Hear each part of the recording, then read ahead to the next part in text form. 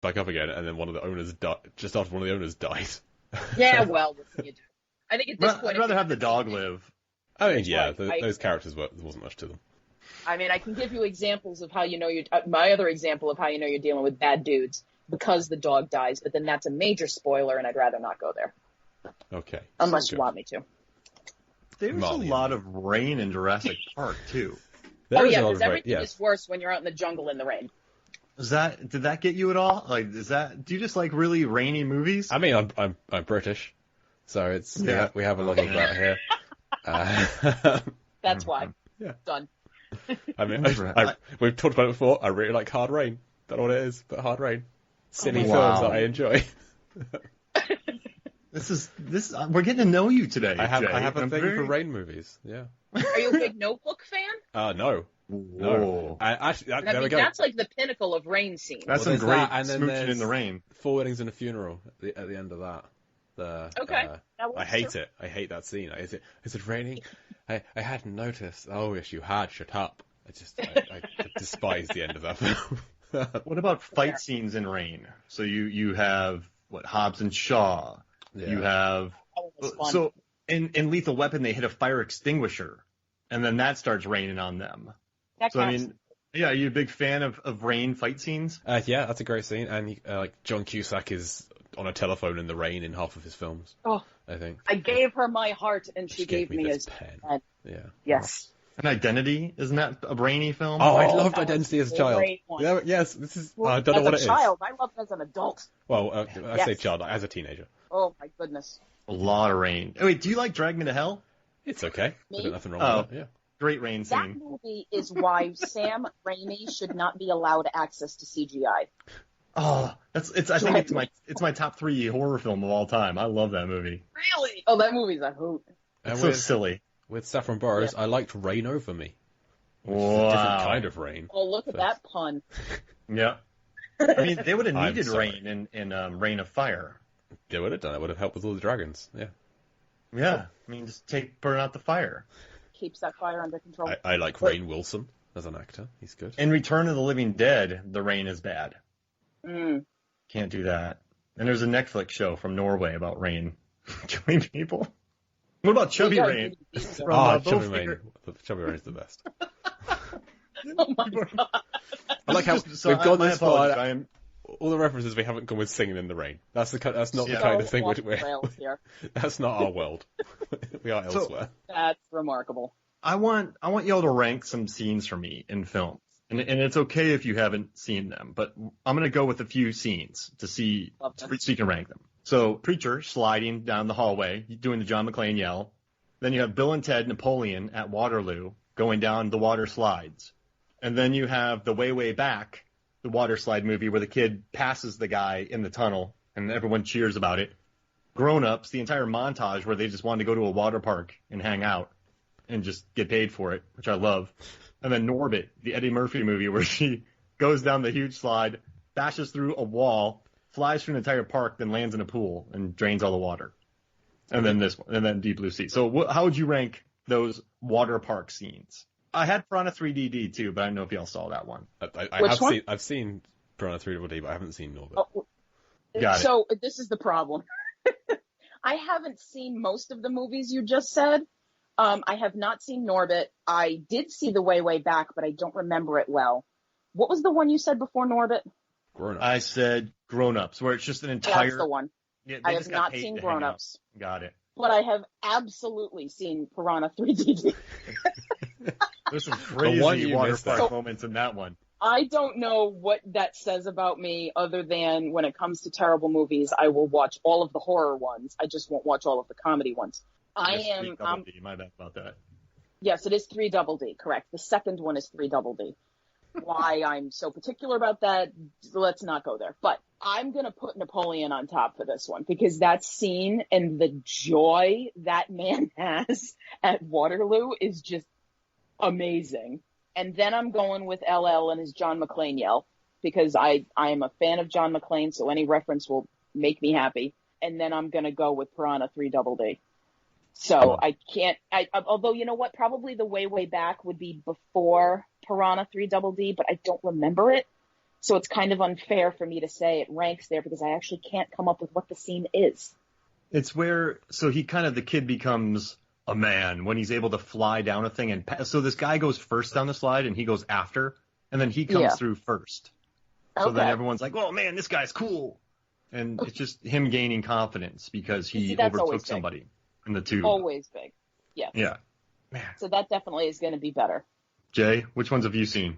I've seen them all but Norbit, and I kind of, like Lisa, I'm not very familiar with The Way Back or Grown Ups. It's been a while since I've seen them. I mean, Preacher's always going to go, Deep Blue Sea is always going to go top of my list when we're doing anything, so I really like that scene. And yeah, Napoleon on the water slide is a lot of fun, because Bill and Ted is a film I haven't seen recently, but I need to rewatch, and I really so like good. it. But one that you might not be familiar with, The Inbetweeners. Oh yeah, the poop. Yeah, the water slide poop is horrendous. Yeah. I do not know this, but you're now reminding me of Caddyshack. Well, this is far worse than that, where a character goes down a water slide and a friend of his accidentally does a poo into the water slide after he's gone to go down it, and so he's chased down the water slide by this log, and he gets out at the end, turns around, and it hits him right in the face. Oh dear. Yeah. I feel like that's the way that has to end. That's appropriate. Well, and it's right in front of a girl he's trying to impress, and then he's just got this brown smear on his face, and everyone runs out of the pool like someone's seen a shark. So, yeah. Oh, my goodness. It's classic Inbetweeners. I'm not a huge fan of Inbetweeners, just because it's that kind of thing, and you can see exactly where it's going to go. But yeah, with all these, Preacher on the water slide down the stairs is top. It has to be top. And then Napoleon, because it's a time travel film with Napoleon on a water slide. What are we talking about here? And doesn't he get angry? He gets angry because it's Napoleon, of course he does. Off, right? So he gets running up the line and he's cutting everybody, and he gets there before, and he picks up the little kid and moves him over. He's just knocking people out of the way at Waterloo, right? Isn't that the name of the water slide Waterloo, place? Yeah. Because they're trying to perfect. figure out where he could possibly be, and then they realize Waterloo. We're so great. I gotta go with Deep Blue Sea. Oh yeah, I'd retire on that idea. I would. Yes. I'd just stop. That would be it. I'd just drop my pen and be like, that's all I got. Let's call it a day. Yep. And then I'd be that guy. Like a mic drop, but it's a pen drop. Your tombstone says Mark Hoffmeyer. He wrote the Waterloo gag in Bill and Ted's Excellent Adventures. That's it. That's all I need. In high school, most likely to write a good gag in a movie, then retire. And then I did, and I retired. I love it. Gosh. I gotta go I'm gonna go with Deep Blue Sea for my favorite because it's like horizontal sliding. You don't have the luxury of having a down angle. So I kind of like that. It's an inventive. It's got a surprise element. He wasn't expecting it. You never expected LL to go flying past the screen. I'm sorry, Preacher just going, ah! Oh, never gets old. The bird expected it. He knew what was coming. Yeah, see, that's just it. It's like, if you paid attention to your animal, you'd be all set. But what could he have done differently, right? So followed the bird. Yes. The bird ended up in the kitchen, and then it ended up in the shark's mouth. So we don't know that yet. Yeah, it's true. I mean, spoiler. He just would have been hanging out down there, right? Well, he could have, if he had more knowledge of the situation, he could have gone back to the kitchen and prepared for a shark. Like, been ready to fight it off. Like, it's already go to the kitchen, get the bird, so it's going to be easier to get it whilst everything's still dry and it's not like bobbing just out of reach. So get the bird, put it in some kind of a cage or its poop pot. Put it in its poop pot, and then turn the gas on already. Like, just do everything a couple minutes ahead of time. So gas is already on. He's got a lighter ready. Bird is safe. He's good to go. Could have gotten the bottle. Yeah. Oh yeah. Could have been like Train to Busan too, where he tapes everything around his forearms. And then there's just a great hallway fight with the shark. He finds out that taping things in his forearms is ineffective against a shark. His arm just gets wiped off. Like, what? This isn't a zombie. What am I doing? Well, we already know sharks like to bite off arms anyway. Yeah, so, especially if you smoke near them. I don't know. Man, we were cheated out of a hallway fight.